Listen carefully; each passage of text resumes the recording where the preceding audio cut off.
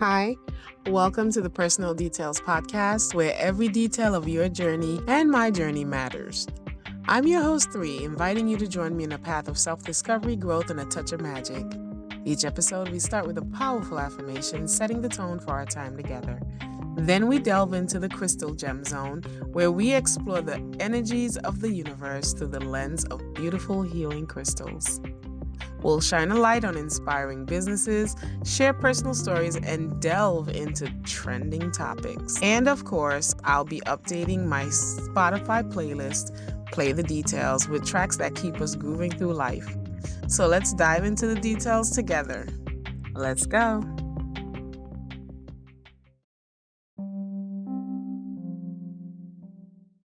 Life will work for me when I realize I have everything I need within me to create everything I want out there.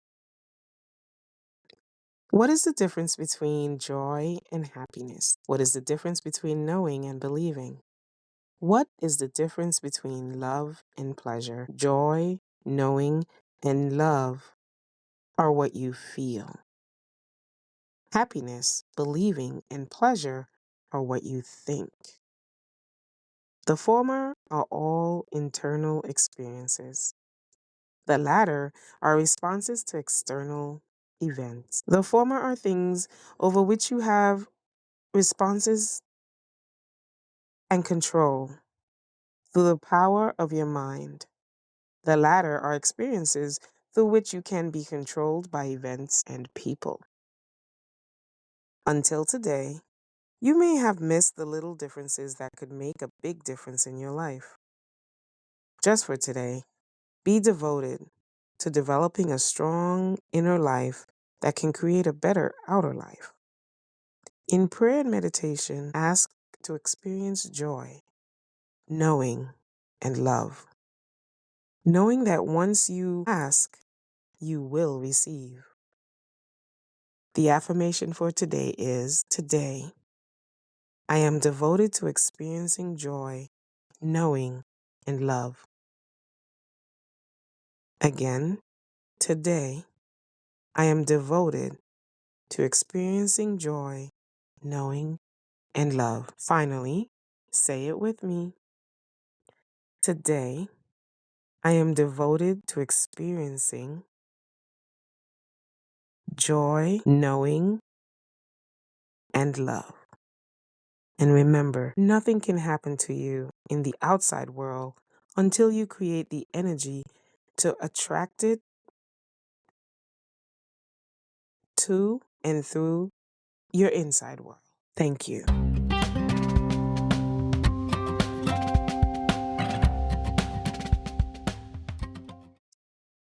So I know a lot of you have been tuning in for a while, and I'm so grateful for this amazing community we've built.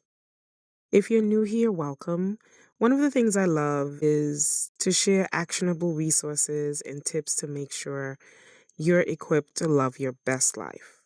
As we step into this new year, I want to take a moment to look back at the most loved tools from past episodes that were still so relevant for 2025. For example, one of the tools we used at the beginning of I forgot which year right now, but we set up a priorities set of items for a specific area in our lives. Like for my career, what are my priorities, high priorities, mid priorities, and things I just want to accomplish? So, setting actual written goals is a tool that we've mentioned here before, and I hope that that's a tool that you can continue to use. Another tool is that we have done strong affirmations. There are within the previous episodes just an affirmation episode. I believe there's like 2 or 3 of them. Affirmations, what I've realized is when I set an intention for the day, i.e., today I will be clear and everyone I encounter will be clear and concise. I'm just showing an example, but basically, starting your morning before you leave your house, before you encounter others, Um, try to set an affirmation, try to set an intention for how you want to, you know, make up the day. And so that's definitely one of the resources that we have also talked about or used. Another resource on this podcast has been to check out some of the mental health resources that are available either through New York State or Therapy for Black Girls, Chrislyn Lowe Counseling Works LCSW. We've had resources such as author Shakina Shaw's books on literacy, on building sustainability. We've had a Reiki instructor on this podcast. So basically, I want to continue that. I want to have more of you be a part of the conversation this year. I feel like your voice is even more powerful. When I have a guest, the episode does so much better. So, with that said, continue to send me resources either as a DM or reach out to me on Instagram at the Personal Details Podcast. And now let's get into the Crystal Gem Zone. Our first crystal gem of 2025. Today's crystal gem is the clear quartz. Clear quartz can be polished and look very clear, or it can it can have variations. It's hexagonal in shape and it represents all the elements: earth, fire, air, water. It is the gemstone of April, so shout out to all you April babies. Clear quartz is a power stone. It's the universal crystal. It has so many uses and it enhances energy and it amplifies your thought and focus.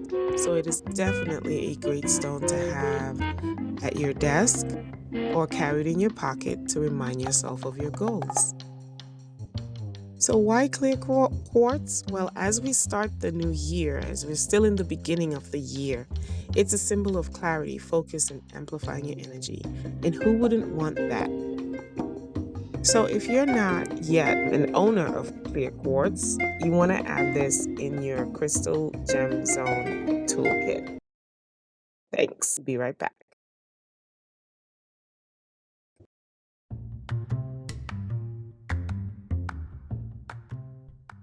Studies have shown that visualization is part of the intention setting, is being intentional.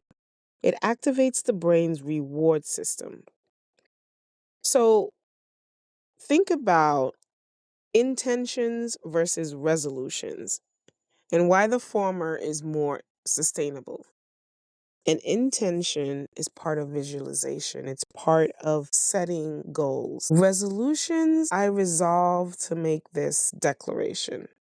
But when you set an intention, you're already taking a step towards manifesting and completing that goal, right? So I have successfully used intentions in the past by having affirmations, by writing out steps, by speaking it aloud, making myself accountable by having an accountable partner, or by making sure that I checked back in. At some point when you're doing your goals, you need to have a check-in point. And one of the ways that I make sure I do a check-in point, whether it's 3 months in, 2 months in, 6 months, is I set an alarm, honestly, on my phone. Sometimes alarms pop up and I'm like, oh, that's right. I said I was going to do that. So when you set an intention, what happens is it's something that you're holding yourself more accountable for. And I invite you to be more intentional. Not just because it's the new year, but because it just helps life. What I don't think we should do is put the added stress of new year, new me. Whatever didn't work out in 2024, I'm either leaving it behind or worse yet, you're taking it with you. And now you're starting the day with expectations. You're starting the year with expectations and stress instead of starting with intentions and reflections.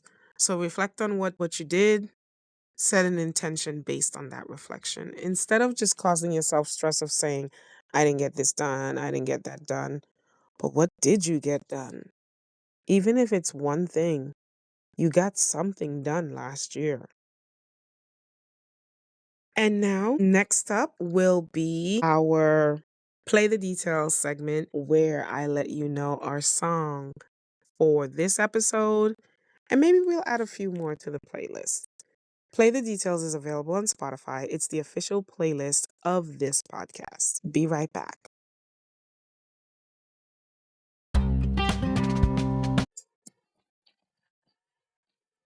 Today's song of the episode is Unwritten by Natasha Bedingfield. I'm sure you know this song from somewhere, but if you don't, enjoy.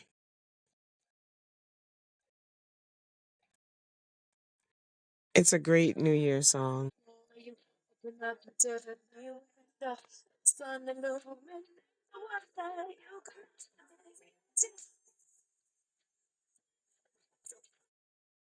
So, journaling, that's another way to be intentional, to check in with yourself, to check things off. Make sure that you find a journal that works for you. Are you just a plain paper kind of person? You could journal in a spiral notebook. Or do you need prompts? Do you need a bullet type journal where there are activities and colorful pages and illustrations that help you journal?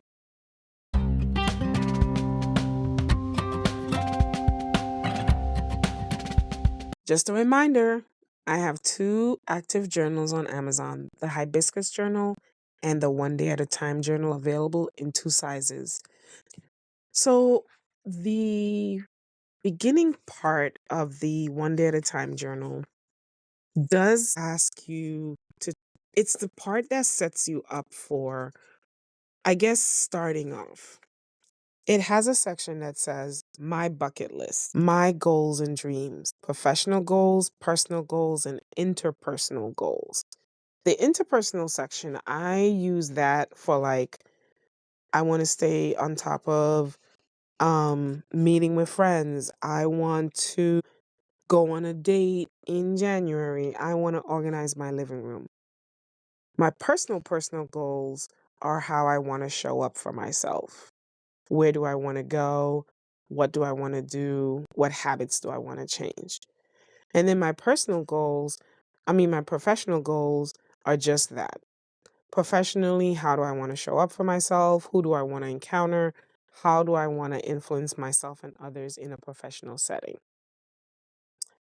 Another part of the One Day at a Time journal in the first couple of pages is a letter to my younger self, a letter to my current self, and a letter to my future self. This was not as easy as it sounds. I got through two letters in this area of self-exploration. Another section, the bucket list section. This is a great area to just brain dump, to just drop items.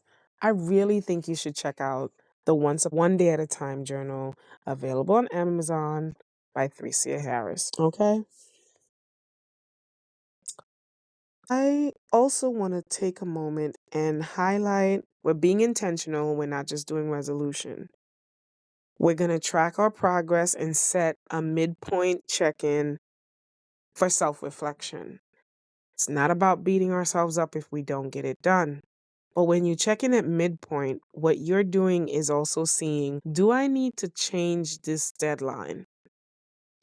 How close am I to meeting my goal? And will I need to now set a new goal? Right? So do not forget the checkpoint. Do not forget to journal. Do not forget to take time to put up the visual of your intention.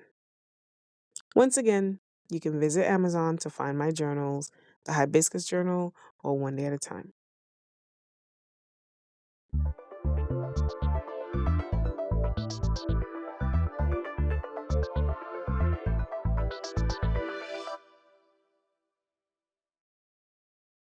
Right now, I'm going to give you 5 steps to stick to your intentions. Step 1, reflect on the past year. What has worked and what didn't? Literally get a piece of paper, 2 columns. What has worked? What has not? That's it. Don't get caught up in anything else, okay? Now that you've written those down, and again, you can pause and then move on to the next step. Don't take an entire page to do what has worked and what hasn't. Try to do 3 to 4 things on each column.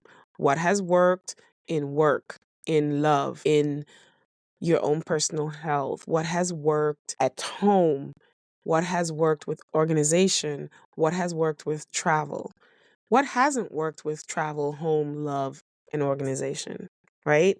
So mirror it. Don't overload either column or either column. Next, step 2, write positive, open-ended intention. Positive, open-ended intentions. I offer you 4 positive, open-ended intentions. Step 3, create a visual reminder. What does that mean?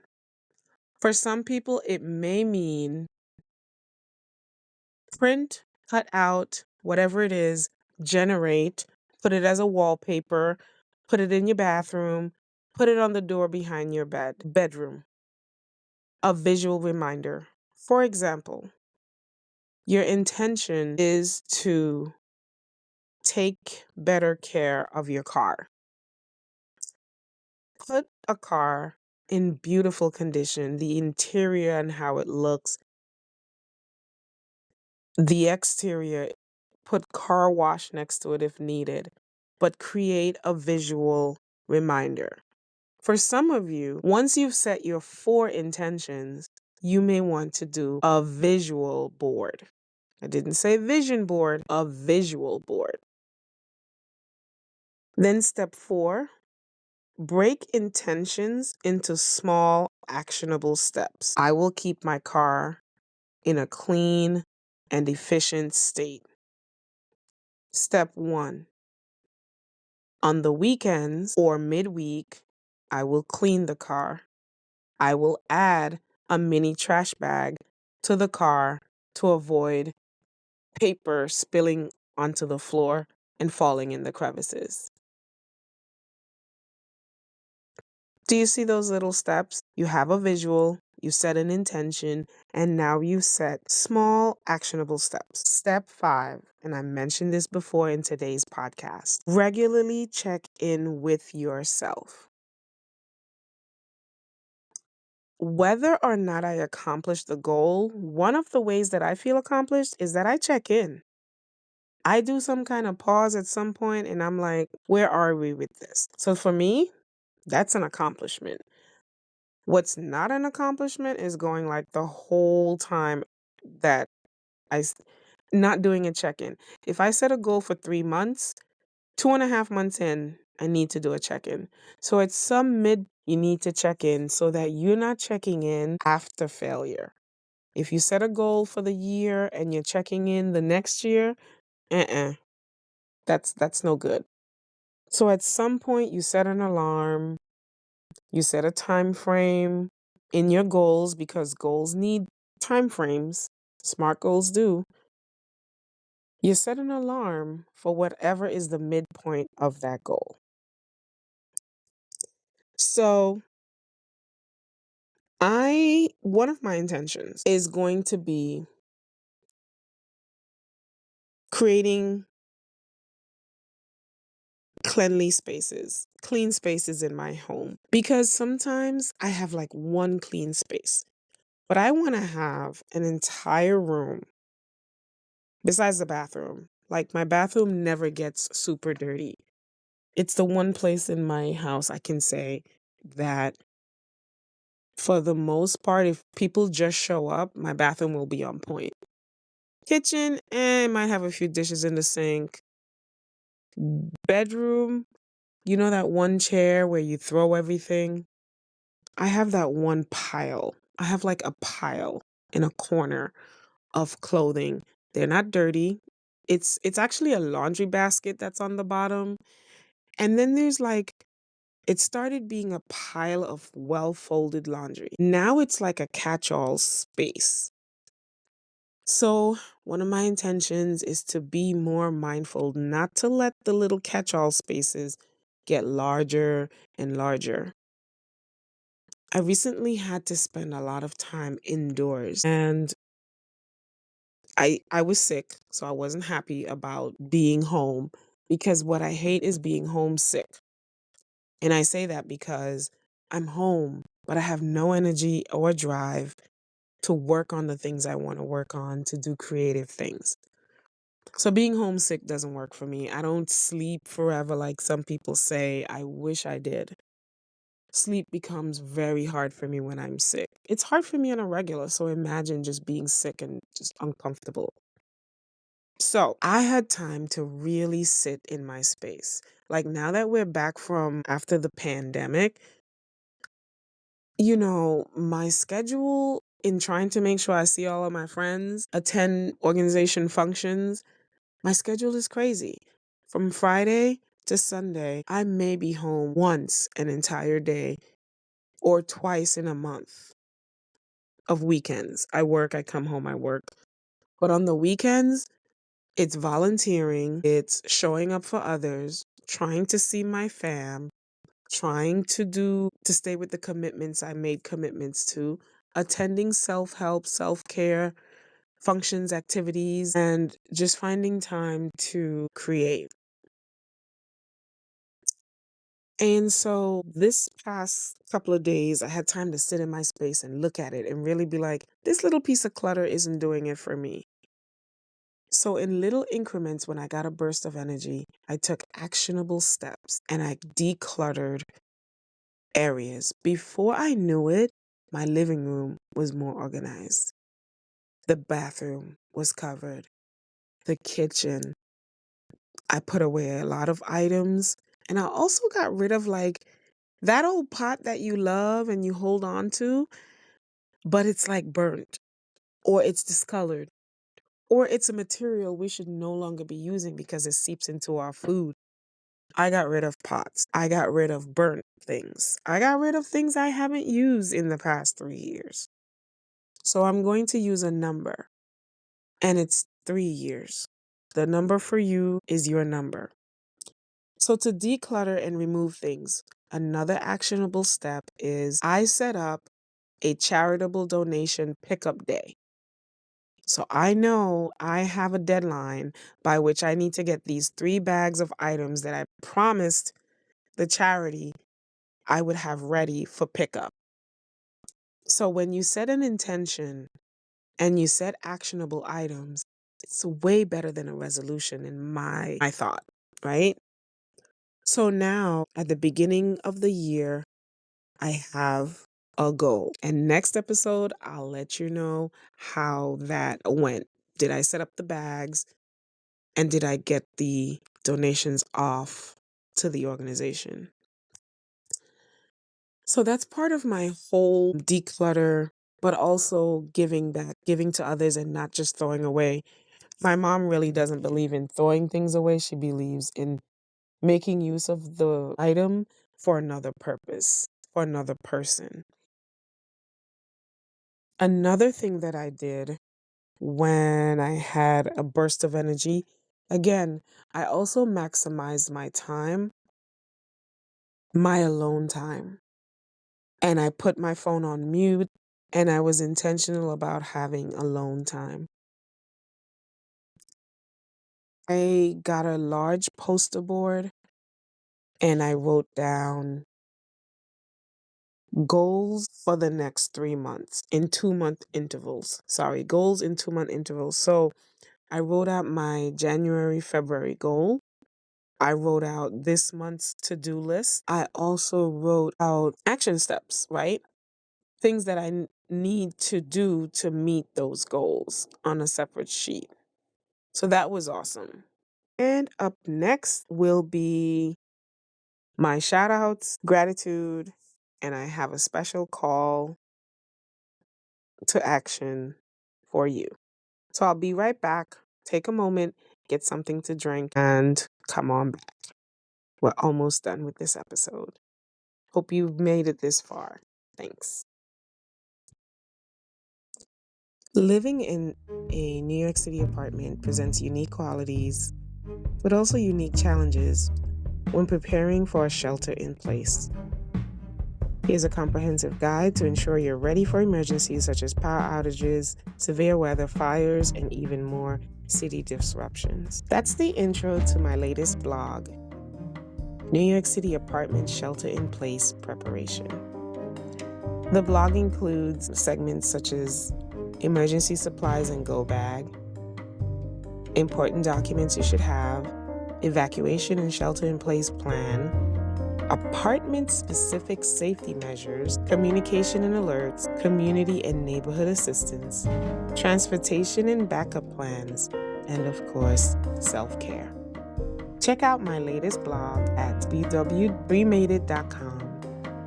Again, that's my latest blog, New York City Apartment Shelter in Place Preparation. Hope you get to visit it and share that with a friend, because if we live in New York City, it's a little different than trying to shelter in place at a home. There are limitations and specific things we need to do living in an apartment that you necessarily may not own, but you live nearby and you have to make sure you put certain things in place. Enjoy.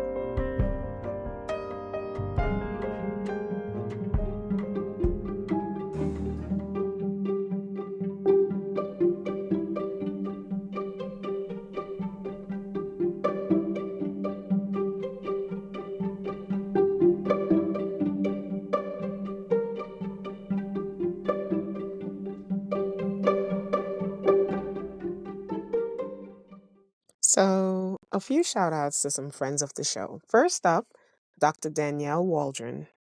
Danielle is a Guyana born and Brooklyn bred Afro Caribbean woman and former show guest. She now hosts her own podcast, and it's called Conversations on the Couch.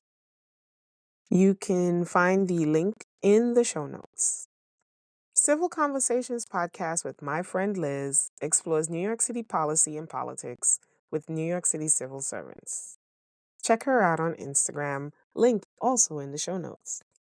ADHD and Other Things, featuring Jada Mercedes, a podcast about ADHD, what it is, and how it impacts our relationships and shapes our life experiences at home, at school, and at work.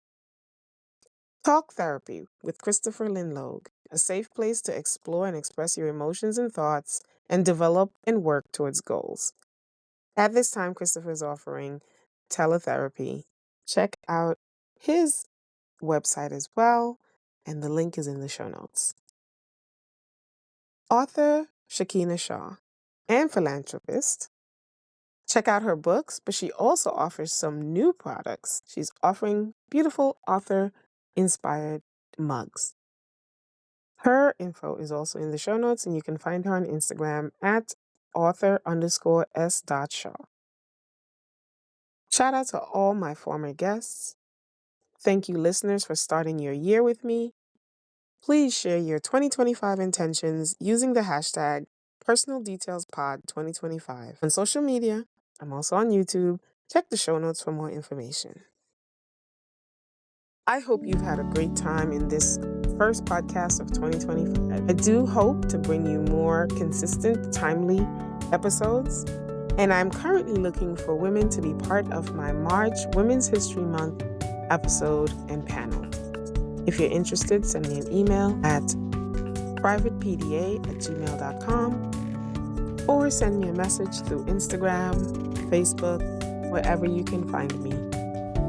Much appreciated. Drop 5 stars in Spotify, and wherever you're listening, please do give me some feedback.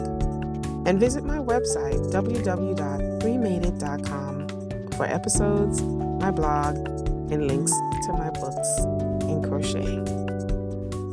Thanks for listening. This has been another episode of the Personal Details Podcast. I'm your host, 3. keep thriving.